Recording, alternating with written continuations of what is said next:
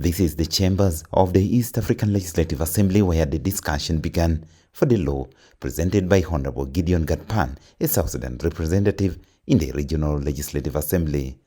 Aware that the East African Legislative Assembly passed the EAC Policy and Material Control Bill in 2016 to regulate the use, sale, manufacture, and importation of polythene materials and related products, which was not assented to by the EAC Summit of Heads of State.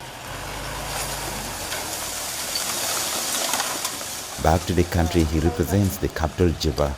A battle with the single-use plastic is already showing a lost ground.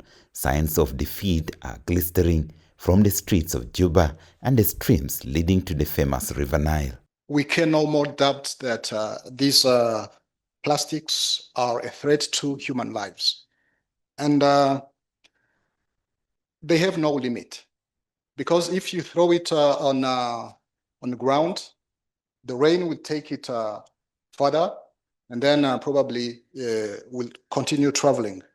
So it's also important to harmonize policies in our member states to avoid spillover effect. It is estimated 73% of Juba's solid waste is plastic, a dominant contributor to the waste stream in the country. Regional lawmakers hope to see this bill in action to create a consistent region-wide legal framework to phase out single-use plastics in the region. And we really see that the challenges, the risk go from the environmental impact to health concerns, though some economic challenges and social and even political barriers may happen here and there. A severe crisis with single-use plastic is faced in South Sudan due to inadequate waste management infrastructure and low public awareness. The regional lawmakers call for awareness on plastic use, as explained by Honorable Mary Mugenyi, a representative from Uganda. It's one thing to have the law in place, but it's another thing, a different matter to get it implemented. Not only implemented in terms of enforcement, but also in terms of putting it in the minds of the people. Therefore, we have a lot of work, and it should be part of the curriculum of our children from the time they enter school. It should be part of the mental setup of parents.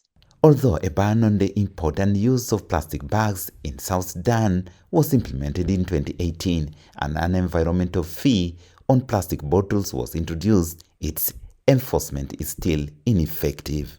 The existing laws are limited to the national borders, but this one here will uniformly apply. And when enforced, then of course we shall see the difference. This African community will be a plastic-free region, and this is going to be promoting our green ambition. Despite campaigns against single-use plastics, there is still lack of public understanding regarding the dangers of improper plastic disposals and the benefit of reusable alternatives. And if you are an individual, you shall be fined for that category of manufacturing, importing, and selling and using. You shall be fined not less than $40,000 or 12 months imprisonment or both. This is also applying to piling or disposing single-use plastics. So if you are an entity, you shall still be fined, or leaders are in prison for at least 12 months or both, and that fine would be also 10% of your annual turnover for the preceding year. The enactment of this law will see a new phase of laws introduced in the region to aid in the national laws